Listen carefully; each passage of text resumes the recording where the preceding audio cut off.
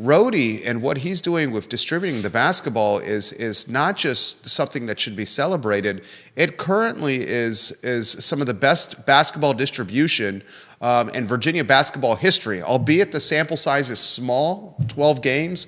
But in that 12 games, ladies and gentlemen, Andrew Rhodey, 67 assists and just 8 turnovers. I mean, that startles me to even make those comments. Day-Day Ames, guys, double digits in scoring in his last 3 ball games, including excellent work, Judah, live on LinkedIn and YouTube. Thank you very much, Judah.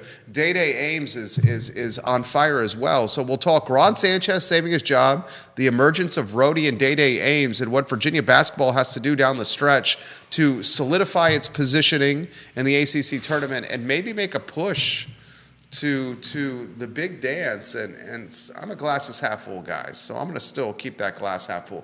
Judah Wickhauer behind the camera, studio camera, and then Two Shot, our star, the Virginia Sports Hall of Famer, who makes the trip into town from north of town, and he's like, in a lot of ways, a legend around these parts. So it was like Bruce Willis and Die Hard with a Vengeance, where he needed the traffic to a part. So he got the ambulance coming down Route 29 from the Holly Mead area. You remember that movie? With Bruce Willis and Samuel L. Jackson? I do remember that movie. So they cleared the roads for Hootie Ratcliffe to make it into downtown Charlottesville. My friend, good Tuesday morning to you. Thank you. It wasn't quite that dramatic. It was pretty easy ride in, but it might not be on the way home. Right, I know. If That's it the keeps key. snowing as hard as it is right now. Virginia basketball, Hootie, they've won 3 of their last 4 games, 4 of their last 6, and they have redemption against the Virginia Tech Hokies in Blacksburg on Saturday. First, I start with the open-ended question for you. What have you been seeing with Ron Sanchez's program? Well, we're seeing improvement, and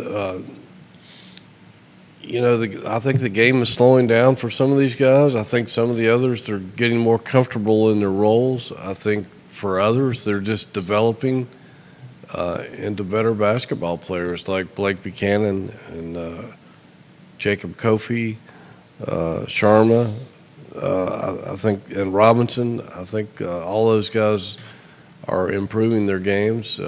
Certainly, as you mentioned, Rhodey and Day-Day have been unbelievable, and the fact that Day-Day's been able to light it up, and Rhodey's hitting some pretty good percentages from outside the arc is taking a lot of pressure off McNeely, and that's freeing him up to be who he is. I mean, he's been scoring 20 points a clip lately, and that's a good reason why, because they have to pay attention to the other guys for a change. Rhodey playing with swagger. I mean, Yeah. He gets on the floor. This guy has got size. He's got basketball IQ.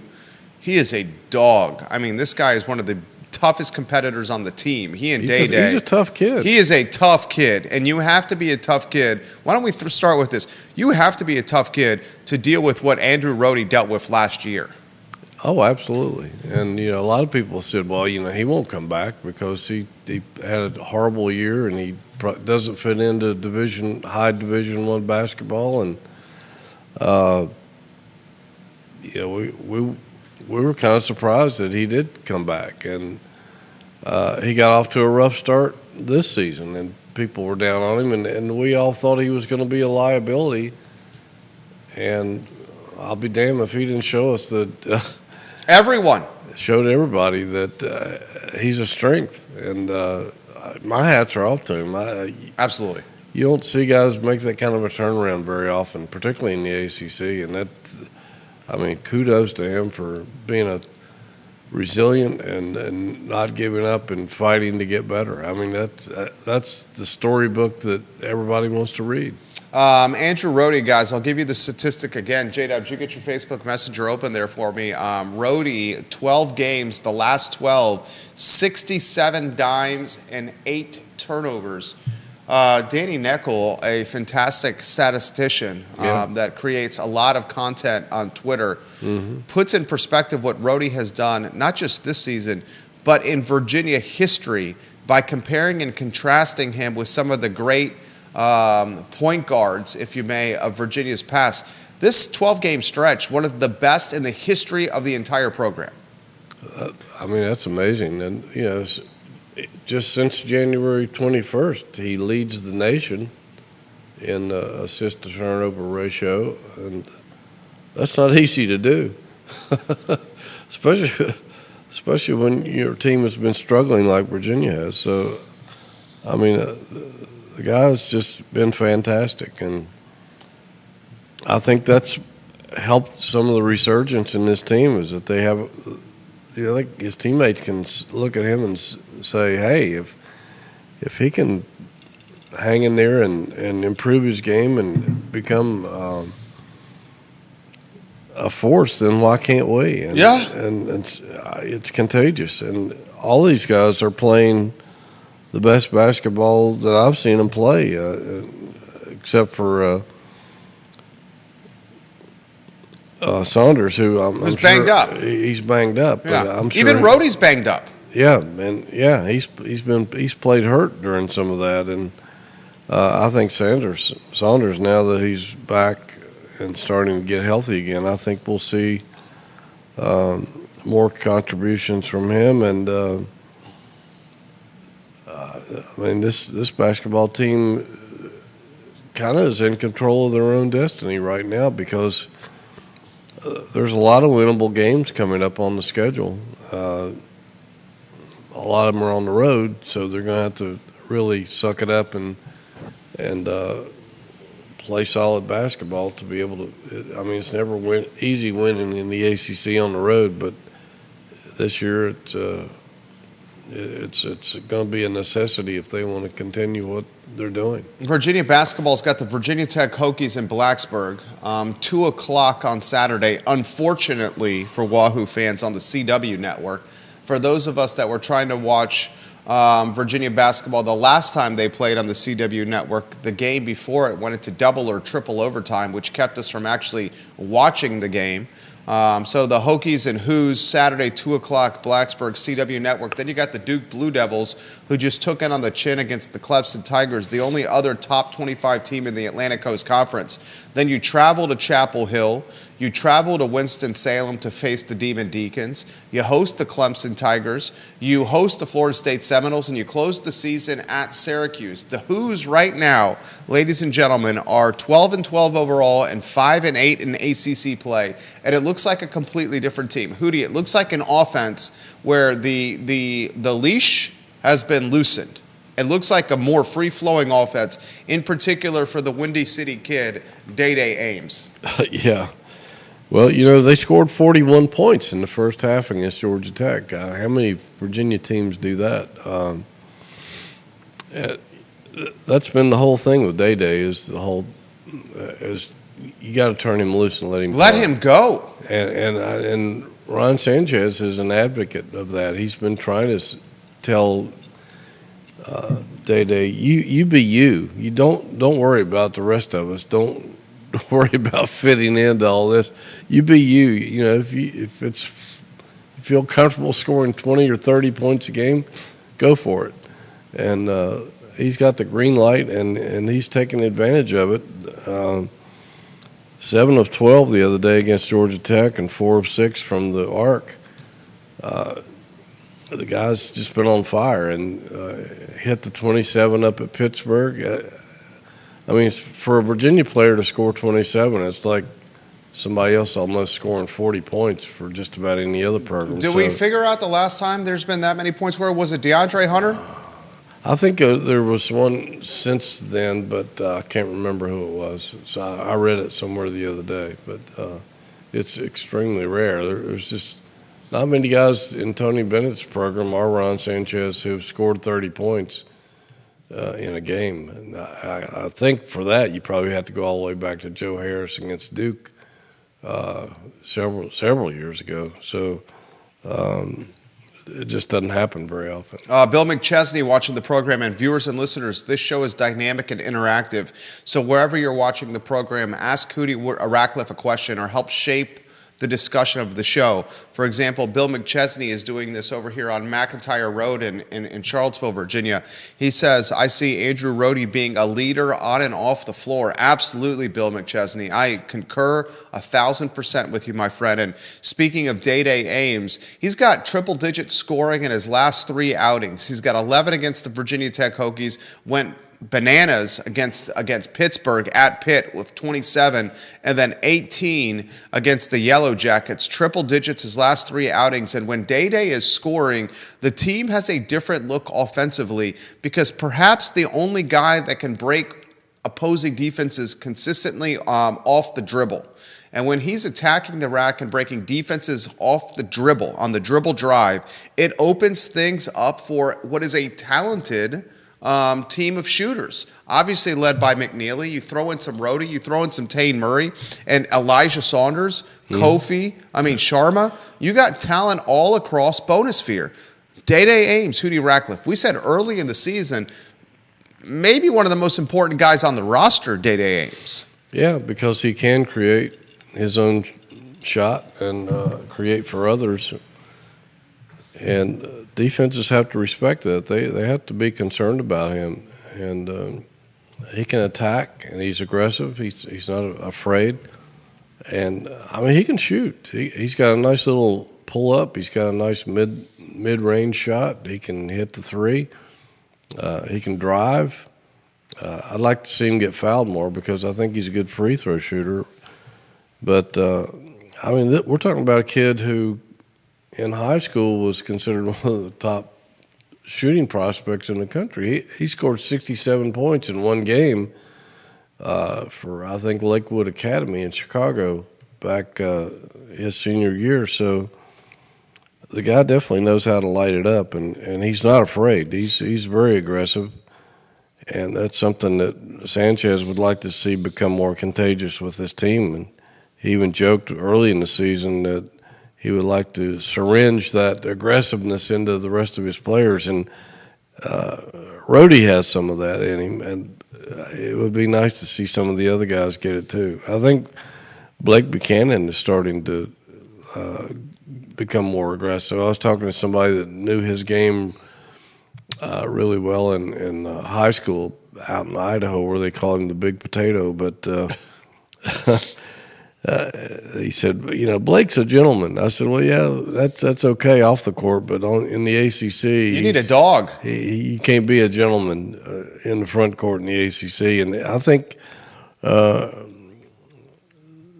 maybe that discussion was passed on or something, but ever since then, he's been a much more aggressive player, and he's close to a double-double every time he takes the floor now. He had 16 and 9 against the Hurricanes. He had a down game against the Hokies. He had 10 and 11 against Pitt and 7 and 11 against Georgia Tech.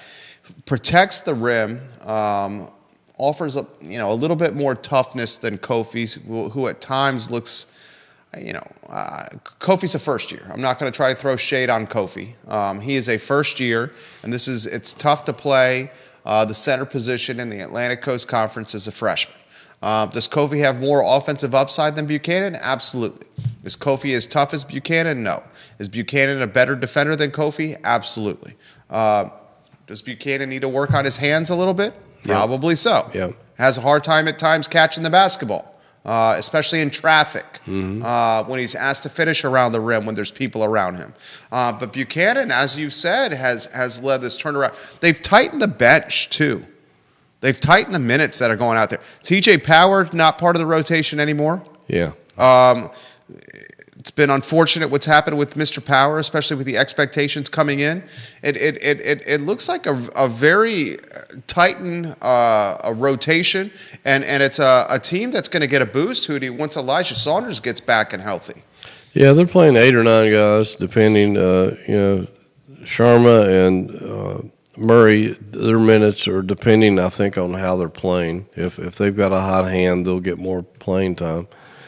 Anthony Robinson's, who's adding a much more physical presence up in the front court, is getting better and better. I think the game's slowing down for him, and he's been getting more minutes lately too. So if Saunders gets back up to speed, if you got Saunders and Robinson and Buchanan and even Kofi on that front line, that's a pretty formidable front line if those guys are playing well. So what we're seeing here, and Ron Sanchez has told us all along that each week he incrementally sees improvement in various guys, and their focus of what was killing them early in the season was turning the ball over and being out rebounded, and they've worked hard on correcting both of those things, and they out rebounded Georgia Tech 38-24.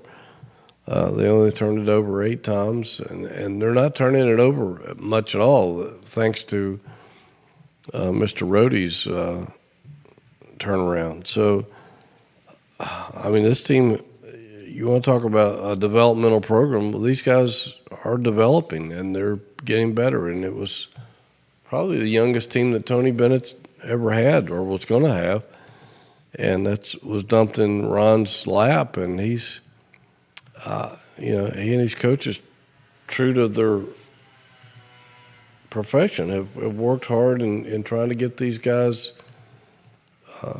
to improve, and they have. And you're starting to see Ron Sanchez garner the support on the record from his ACC contemporaries. Yeah. The coaching culture and the coaching fraternity in college basketball is a tight-knit one.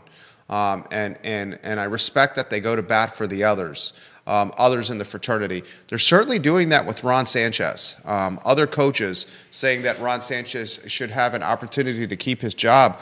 I throw that to the Virginia Sports Hall of Famer who's been to, this will be your 51st ACC tournament coming up? Yeah. 51 straight ACC tournaments. Virginia Sports Hall of Famer Jerry Hootie Ratcliffe, Ron Sanchez, and keeping his job. Where do we go? Well, Jeff Capel pointed it out after the Pitt game, and even before the Pitt game, that Damon Stoudemire from Georgia Tech was profusely talking about the situation that Ron Sanchez is in. Mike Young mentioned it from Virginia Tech about he was thrown into the fire. To the lion's den. It was, I don't care who you are, just being promoted to head coach without warning 2 weeks before the season starts. I mean, who could be prepared for that? And he didn't know it was coming. I've talked to Ron since then. We had Jeff Jones on the show a couple of months ago, and he said that Ron and Tony will take it to the grave as to whether Ron knew that this was coming. I talked to Ron one night after a game, and he was very honest. He said, I had no idea that it was coming. He said, and I feel bad about that because I'm supposed to be Tony's best friend, and I should have asked more about the pressures and all that stuff. And so he had no idea he was going to be named head coach at that point. And he could have taken this team when it was bottoming out a few weeks ago, and everybody was throwing in the towel. He could have just said, "We're going to sink to the bottom," and my time here is gone. But he's not that kind of guy. He's a fighter. He uses the boxing analogy a lot compared to basketball, and if that's the case, he's a puncher, he's a fighter, and they're going to go down swinging no matter what happens. And so I give him a lot of credit for hanging in there and not giving up on these kids and trying to get the most out of them. And if you'll talk, you go back to the day of Tony Bennett's announcement that he was gone. And we talked to Carla Williams, the AD, at the end of that press conference, and she has said all along that there would be a national search, which there is, being conducted as we speak, but that Ron Sanchez is part of that search, and he will be considered as a candidate. So I think at this point, if they can continue to improve and stack up some more wins and finish strong, I think he's got to be given consideration, considering The circumstances. a lot of the circumstance that he was put in, the fact that he's got an incredibly young team. If they could keep these guys together and add some pieces, they could be pretty decent next year. And also the factor that the continuity factor. I mean, there's a lot of banners hanging up in JPJ. We saw that the other Saturday when they put Tony Bennett's banner up beside Terry Hollins in the arena. And those banners are there for a reason. It's that style of basketball that they've proven that it works. I think what you don't want to do if you're Virginia right now is make a mistake like Louisville did. We've seen other programs do it like Indiana and some others where you bring in the flavor of the month and it just doesn't work out. And a year or two later, you're looking for another coach. And a year or two later, you're looking for another coach. Do you really want to go through that? Or would you like to keep the continuity that is a proven way to win? It might not be the most exciting brand of basketball that there is, but it's a proven winner. And It's changed the brand of you've basketball. got all the elements of it except for Tony Bennett. The brand of basketball has changed, or at least it's evolving. Yeah. This doesn't look like the plodding, wait till single digits in the shot clock before you initiate the offense. Yeah. I mean, Their offense is greatly improved. Their offense is greatly. I got to be honest. The pack line defense is a shadow of its former self. Right. We got to be straightforward with that. But the offense is more free flowing. Yes. And it's an offense that's improving each outing. So Sanchez is putting his fingerprints on what's happening on the floor, ladies and gentlemen. And we're seeing that influence become more significant each game as the season has matured. I got to ask you a very straightforward question. They're winners of 4 of their last 6. They're winners of 3 of their last 4. And boy, oh boy, how this season could be different. Had they have beaten Memphis, they lost to a top 25 team by 2 points. Boy, oh boy, could this season have been different had they have beaten SMU and Dallas, where they lost by 2 points. They lost to Virginia Tech by what? A point at the John Paul Jones Arena. Yep. I know it's woulda, coulda, shoulda, but those are 3 games that easily could have gone Virginia's way. And had those 3 games had gone Virginia's way, ladies and gentlemen, you're looking at a team that's 15-9 instead of 12-12, and you're looking at a team that is what? Nearly 500 in the Atlantic Coast Conference. Oh yeah, absolutely. You know, and right in the thick of things. Oh, you'd be over 500. Yeah. You would be what? You'd be 7-6. Mm-hmm. And in the top portion of the ACC, and folks would be saying Ron Sanchez is a lock to keep this job. So it just shows you how sports is a game of inches. Oh, absolutely. Hootie Ratcliffe, I'll throw this question to you: the success of late, is it because if it's a down, their opponents in the bottom portion of the ACC, which they are, or is it because Virginia truly is turning the corner? Well, I think it's a little bit of both. They're not playing the upper echelon of the league, and they'll have a couple of those games coming up quickly. But and the league is down. There's no question about it. But I think you can see the improvement. You have to be blind not to be able to recognize the fact that each one of these guys seems to be getting better. I can't see anybody on the roster who has regressed. So I think you got to give them a lot of credit for that. But you know, the cake still has to bake. There's still 6 or 7 games left, and a chance to do something pretty cool. I don't think that this team is going to make the NCAA tournament. It would have to be. They'd have to win the ACC tournament. It would have to be magical like NC State was last year. How often does that happen? I don't think that's ever happened before, what NC State did last year. So, if they can just finish at this point with a winning record and show improvement down the stretch, I think that's maybe the most you can expect out of this program at this particular time and point. Randy O'Neill, Logan Wells Claylow, thank you for watching the program. Folks in Georgia, North Carolina, Pennsylvania, and Tennessee on the show right now. Viewers and listeners, let us know your thoughts. We'll relay them live on air. We got Georgia on the stream right now, watching Hootie Ratcliffe on the Jerry and Jerry Show. Virginia fans across the board. This question's come in. Any chance that Chance Mallory is still on the hook? Well, I haven't talked to anybody over at St. Anne's lately, so I don't know where he stands. But I'm guessing that he's as curious as everybody else to see what's going to happen here at the end. I don't know what kind of relationship he has with Ron Sanchez. He plays basketball with the assistant coach's kid. Right, and Williford. He knows Williford. I'm sure he knows the staff very well, and I'm sure Ron Sanchez probably had a hand in recruiting him to begin with. But it would be interesting to see what he's looking for in Virginia to keep them on his radar, or if his heart was so set on playing for Tony Bennett that was the only circumstance he would come to Virginia for. So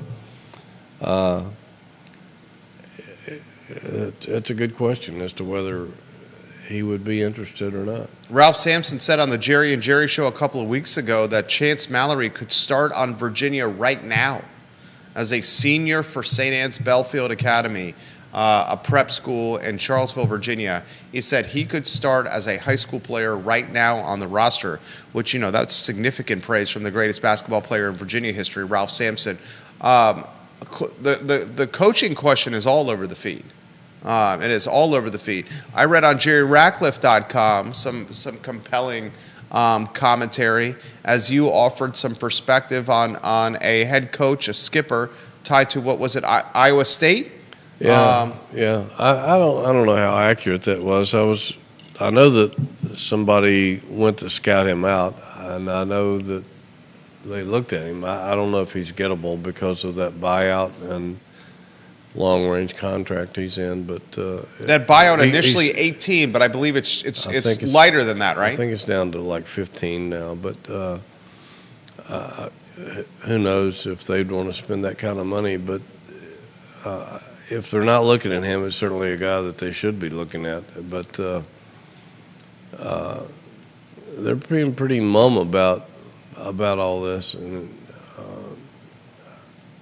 we don't know exactly. I have a feeling there's probably a couple of candidates out there that they're checking out that none of us know a word about at this point, that they've kept very secret.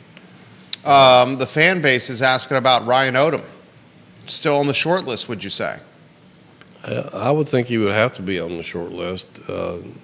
He just keeps winning down at VCU, and I think a friend of mine's gone to see him play several times lately, and I think they were down by 6 with a few minutes left the other day. He ended up winning by 6. He's doing a bang-up job at VCU, and he's got to be somebody you would at least take a look at. VCU guys in the receiving votes portion of the coaches poll, and VCU, frankly speaking, is going to invest a significant amount of money into its men's basketball program, with some reports saying that the Rams players will get on average $400K, roughly $400K, plus the scholarship, plus the room and board to play for the VCU men's basketball team starting next year, and that's everyone on the roster. Wow, that's significant. A significant amount of money right there. We'll talk Virginia against Virginia Tech, an opportunity at redemption on Saturday in Blacksburg, Hootie. Yeah, I'd be interested to how Virginia fans feel about if they would like to see Ron Sanchez get a shot at a second year or not. But well, what are the Ratcliffe followers saying? It's kind of split, I think, from what I've seen. I think a lot of people believe he deserved a chance. It's awfully hard to ask somebody to get everything done in one season with a young team. Some other people are ready for a regime change and would like to see us more modernized style of play on both sides of the floor, but Again, like you said, I think the offense has definitely picked up. The statistics bear that out. They're one of the it's nothing like it had been over the past 15 years. So, yeah, I think the biggest game left on the schedule right now is in Blacksburg on Saturday. If you can win that game, You're talking not just for statistical output. You're talking for morale with the fan base. yeah, that and for their just if they're only a half game out of ninth place in the league, and they're a full game out of eighth place, and that team is Virginia Tech. That's a full game ahead of them at 6 and 7. You win that game, you improve your seeding in the tournament. You steal one back from the Hokies, who's not only your rival but somebody that can give you incredible momentum. That would mean they would win 5 of their last 7 and 4 of their last 5. Nice way to be sitting when Duke comes to town the following Monday night for a big Monday game, and who knows? They might take Virginia for granted and you might get lucky, but they're going to have to steal at least 1 or 2 games on the road if they want to do anything, because, like you said, and Blacksburg's not an easy place to win. No, sir. No, sir. Chapel Hill traditionally is not an easy place to win, although this is probably the worst. I don't even recognize North Carolina. Yeah, I mean, in terms of big men and the inside game, this is the worst I can ever recall Carolina being in my lifetime. And so you might be able to steal one in Chapel Hill, and then Wake Forest is a really tough place to win as well. So if they can go in and steal a couple of these games, that would be huge for this basketball team. This Virginia men's basketball team, with redemption on Saturday on the line against the Virginia Tech Hokies, is going to have to play tough with its interior defense. Toby Lawal beat the hell out of Virginia. He looked like a pro against the Hoos. 17 points, 5 boards, attacking the rim, finishing strong. Keys to victory against the Hokies. What do you got, Hootie Ratcliffe? I think they got to be able to shoot it. I think the defense will be there. It's going to be as good as it's going to be. It's not going to be locked down, jaw-to-jaw defense like we're accustomed to, but I think they're going to have to score, because Tech's got shooters and Tech can score, and Virginia has to answer that. And if they can continue to play the way they have the past couple of weeks, they should be able to do that. And I just think that's a huge game going forward. On the CW network, unfortunately for Wahoo fans, the last one though on the season on the CW network, Duke clear-cut best team in the conference. Is there a clear-cut second best team? Do you give that moniker to the Tigers? Yeah, I think so. They've been pretty consistent all year, and they've got an older team compared to most of the league. They got a veteran coach in Brad Brownell, who's always does a better job than he's given credit for, I think. And they've been playing some pretty decent basketball. They didn't back off at all against Duke the other night. It was fun to see them, the fans flood the floor at Little John Coliseum. But Cooper flagged the slip heard around the world. Yeah, no question about it. And usually it's Duke that gets those breaks in the close games, and Virginia fans know all about that. But it was nice to see somebody else get a tip of the hat from the basketball gods for a change. How about Ron Sanchez's comments to the media when asked about his job? He said, "Look, I'm not following what's happening across the hall. I'm just showing up and doing my job." I respected that answer. I respect Coach Sanchez's professionalism throughout all this.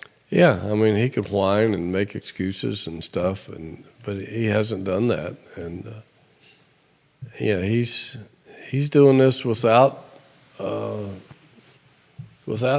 players. I mean, Tony Bennett and Ron Sanchez was part of the reason why they recruited NBA players, and that's why Ron came back here, was to help recruit more NBA players and get this program back to a Final Four. Saw some of those NBA players on Saturday when Tony Bennett was being honored. Yeah, I mean, Ty Jerome and DeAndre Hunter surprised everybody by rolling in. Now on the same team. Yeah, they had played the Wizards the night before and drove down from D.C. I think DeAndre got his first start maybe last night. So, yeah, that was nice to see. Jack Salt flew in from, I guess, I don't know if he's back from in New Zealand. On the other side of the world. Yeah. It was nice to see all that. And getting back to Ron, I mean, I've talked to him and heard him a couple times say, you know, if this is my only year coaching Virginia, then, you know, I know that I can look myself in the mirror that I did the best I could do. And, you know, it was an honor and a privilege to do so. And if things are fortunate enough for him to stay, he's delighted. And if not, then he's content that he gave it his all, and that's all you can ask for. I found Saturday's honoring of Tony Bennett quite compelling. It was very well done. I thought so as well. Some of the comments that resonated with me, perhaps the comment that most resonated with me that Coach Bennett had to say for those at the John Paul Jones Arena, and it was also streamed online. The entire halftime, honoring was streamed online. He said that banner over there, pointing to the 2019 National Championship, perhaps your last amateur college basketball national championship, and I respected that. That sentence was a loaded sentence. He went out of his way to mention that, yeah, and with good reason. And I guess that kind of tells the entire story in that just short sentence. But I think he's right. College basketball changed forever after that, and then the COVID, and then all the other stuff that's occurred and changed in that time period. Something he's very proud of, the fact that they did it the old-fashioned way, I guess. It was nice to see his family there. His parents were there. And his son got some minutes? Yeah. How fitting was it for Eli to steal the ball and then come down the floor and get an assist? Because that's certainly what Tony Bennett basketball is all about. And they showed, as soon as he stole the ball, somebody in the arena showed a flash shot of Tony and Dick Bennett watching, and they both got a kick out of seeing Eli steal the ball. But that was pretty cool. That's the way to go out if you're going to go out. We may be looking at Hootie Ratcliffe, one of the most, I'm trying to use my words carefully here, but a pretty significant period of time here for Virginia basketball, because you would think if this team, and right now the writing would suggest they're not going to make the NCAA tournament, you would think that this coaching search would be potentially determined in the next 3 to 4 weeks, if not sooner, because you would anticipate, and I'm just hypothesizing here, that Virginia basketball would want to do this. Either during the NCAA tournament, prior to the NCAA tournament, so some of these other openings that do materialize do not become competition for Virginia basketball. Your thoughts on any of this? Yeah, it's complicated because the transfer portal opens up after the Sweet 16. Right. So you got to be Johnny on the spot in trying to not only find some pieces, but to keep your pieces if you want to keep them. And so that, the coaching staff has to be highly involved in all that, because you don't have a general manager to deal with that. By the way, I saw where Carolina is apparently going to hire a general manager for their basketball program after this season, whether Hubert Davis is there or not. And so I think, excuse me, and the general manager's role in college basketball is a lot different, I think, than the general manager in the NBA, and the fact that it's going to be more about roster management than anything else, whereas the GM has to deal with. And I think it's good that a GM would take the load off of a coach in terms of having to deal with the money side of things. It just doesn't seem right for a coach to have to talk money with players. But I don't know if that's on Virginia's mind or not, or whether they're going to try to hire one. But if they are indeed talking to someone, and who knows if it's somebody who's going to have a team that's still playing at that point, and they have to wait, or if it's somebody who may be eliminated by then and they can go ahead and make the transition. Or if they're going to just stick with what they have. And again, nobody knows right now except Carla Williams and her committee as to where they may be leaning. We just don't know. We know that they have talked to other candidates. We don't know to what degree. Don't know who. Don't know how many. Again, I think there's probably one or two people's names that they're talking to that none of us know. I think if they do make a change, it could be somebody whose name we hadn't heard at all. I mean, this could be a completely brand new ACC coaching fraternity into next year. Yeah, it really could. You got the Tar Heels that may be looking for a head coach, probably so. NC State. You got the Florida State Seminoles looking for a brand new head coach. Maybe the University of Virginia, the Miami Hurricanes. Yep. Looking for a brand new.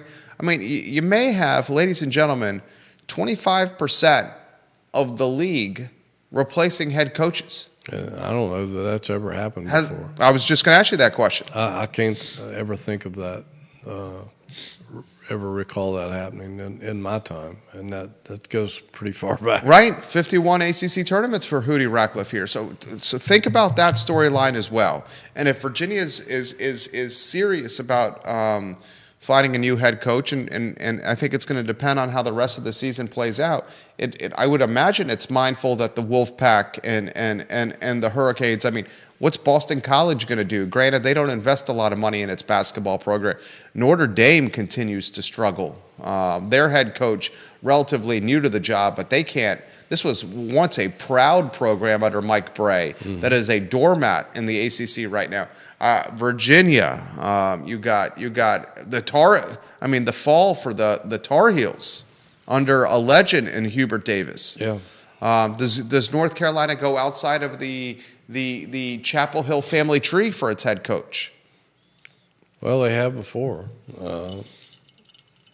Not very often, but Dean Smith was not a Carolina guy, and certainly Frank McGuire wasn't before him.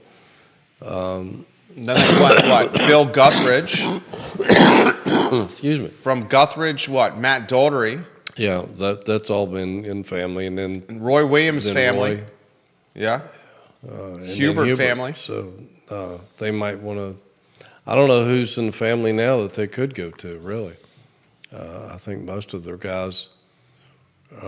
Unless you give a guy a chance that's not a coach with much coaching experience. Yeah. Yeah, so I think they'll probably be going outside the family for the first time in a long time. How much feedback did you get on Ralph Sampson's commentary on Rick Carlisle as the head coach? Tons, Me too. Really. Got tons of feedback on that. Mostly positive. Some people weren't high on it because they felt like the NBA coaches have not been successful coming back to college. There's been a couple that have. Rick Pitino and John Calipari have both made it work. A lot of guys haven't, but some people say Rick is 65, so they'd like to see maybe a younger guy in the job. But a lot of people love the fact of his experience and his ties to the university, and the fact that he's a brilliant offensive coach. Building a house in the Charlottesville area. One of the most brilliant offensive minds in NBA history, from what I've gathered talking to players and coaches over the last 15 or 20 years, just about his knowledge of the game. So I don't know that it's going to happen or would happen, or even if it's thinkable or not, but it's certainly an interesting road to go down. Interesting road to go down. A lot we're going to cover with Virginia basketball in the program, and the final 8 or 9 minutes on the program. We also got to talk baseball, lacrosse, football.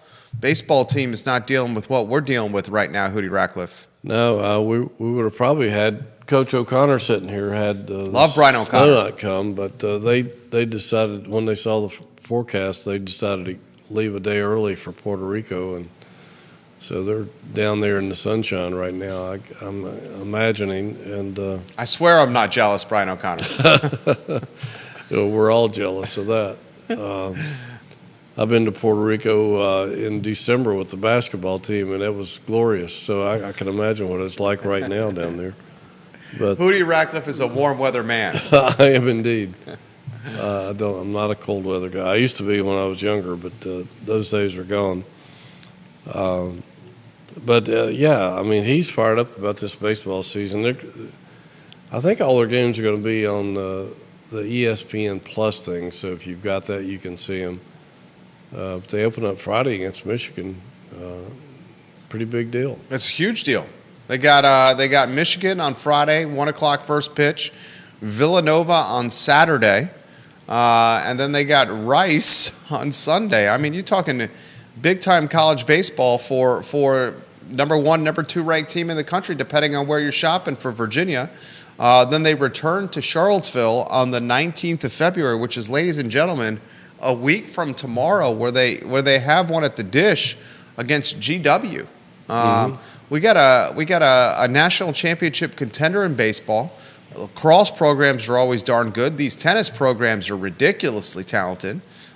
Spring sports has sprung in Charlottesville, Virginia. How about a tidbit or two from Hootie Ratcliffe on Virginia football? We talked to Tony Elliott last Wednesday, I guess the second national signing day. I'll be writing a little bit about that this week since there's no game until Saturday. His new nickname, Tony Transfer Portal Elliott here. Yeah, I mean, I think they're ranked 23rd in the country in the transfer portal recruiting class. It's pretty big time, really, considering. And he was talking about how fortunate they were to get the gifts and how that has transformed what they're able to do with the NIL and attracting players out of the portal. They're still not done yet. They'd like to add some pieces when the portal reopens, I guess sometime this spring. Probably add some secondary guys, maybe another wide receiver or two, maybe a lineman or two. But he's pretty jacked up about what they were able to acquire. And, with the lighter schedule, a lot of people are thinking that this team might do something special this season, and they really need to. It's his fourth year as head coach, and it's time to make a move. Virginia is got talent, and it's time to make the donuts, as they say, with this football program, and what could be a season of much needed production for a staff that is coaching for their jobs here. This is a time where we have a multitude of sports being played, and lacrosse has already got live action, Hootie Ratcliffe. Yeah, they won their opener last Saturday morning Colgate. against Colgate. It was pretty frosty out there, from what I understand. I was talking to Myron Ripley. Myron is still around. Wow. At our pre-basketball game lunch or dinner over at JPJ in the press room that day, and he was talking about how cold it was for that game. So yeah, I think Lars is loaded again, and I think the women's team is pretty loaded too. And it's pretty cool that there's a bunch of Charlottesville girls on that women's roster. So I imagine that will help their attendance quite a bit. We should get the mayor, Myron Ripley, on one of these shows. We could do that. I mean, Myron. 1990 UVA graduate, I believe, Myron Ripley. That sounds about right. He certainly knows Virginia sports as well as anybody, and sometimes if I'm trying to come up with something and I can't think of it, sometimes I'll give Myron a email or a text or something to see if he remembers. That'd be a great interview. Something. That would be a great interview. Another guy that would be a great interview on the Jerry and Jerry show that's still driving force in Wahoo Nation, Mike Ingalls. Who I see snapping pics at games left and right. Myron Ripley, a blast from the past right there. You just made me smile. Another guy I'd like to get on the show sometime, if we can get him to do it, would be Joe Geek. I bought this place from Joe Geek. I thought you told me that. Joe Geek would do it in a heartbeat. Yeah. Joe Geek's still walking around ACAC downtown Charlottesville with cowboy boots on, throwing weight up in the gym, Hootie Ratcliffe. That's my Joe. That man does not miss a workout session, Joe Geek. He's an unbelievable guy, and got a farm right outside city limits here. Yeah, I've been to his house, and it's pretty impressive. I love that place. Me too. He's got some great artifacts in there, but he's just a fun-loving guy. He's a cool dude, and that'd be a great interview. Yeah, we got to get him on. Viewers and listeners, and if you're aging in Charlottesville and you want a role model, look at Joe Geek. Joe Geek's got the chutzpah and spirit of a 17-year-old. Yeah, and he's in his 90s. Yeah, I swear, he's at ACAC downtown 5 days a week lifting weights. Yeah, well, I know. Walking around in cowboy boots in the locker room. Yeah, absolutely. Joe, that'd be a great interview. And his cowboy hat. That's right. All right, Hootie Ratcliffe, dot the I's and cross the T's on what's been another successful Jerry and Jerry show. Well, it's always fun talking to you. I think we have great chemistry. I have a great time with you. We love our audience because you're so knowledgeable and ask great questions, and we love your participation. And Rob Craig, Myron is an encyclopedia of UVA sports history. So is Rob Craig. Yeah. Another smart guy with Virginia sports, Rob Craig. A collectibles aficionado as well, Rob Craig. Oh, okay. That's cool. The guy was the guy when it came to collectibles, trading cards of any kind at Cavalier Sports Cards and Collectibles. Yeah. Rob Craig he had some stuff. he is the Golden of Charlottesville, and if you watch the Netflix series Golden, you'll know what I mean here. Rob Craig should come on the program. That'd be a hell of a round table right there. Yeah, we could get 4 of us just talking Virginia. Yeah, we could get those guys in here, just talking, and anytime we're sitting around over at JPJ at dinner or lunchtime with Myron and a couple other writers or whatever, it always leads to stories about some of them we probably can't tell on the air, but maybe we can. Who knows? We have no rules here. That's right. Well, yeah. I guess we could tell them that, but it makes for an entertaining lunch or dinner, that's for sure. Jerry Ratcliffe is the namesake at jerryratcliffe.com. They are hiring guys, a sales representative at jerryratcliffe.com. So if you're interested, reach out to Hootie. The man is the place, his website, the place for anything Wahoo and Orange and Blue related. 51 straight ACC tournaments on the horizon for Jerry Ratcliffe. This tournament will be 51 in a row for the Virginia Sports Hall of Famer. Judah Wickower is behind the camera. Thank you to Judah Wickower for all he does. Our glue guy. The glue guy. The glue guy of the team. It's a wizard. the absolute wizard of the audio and visual world. My name is Jerry Miller, and the show is archived wherever you get your social media and podcasting content. Thank you kindly for joining us. Bundle up if you're in the Mid-Atlantic and certainly in the Charlottesville area as the snow continues to fall. So long, everybody, and take care. Nicely done. Very easy. Lies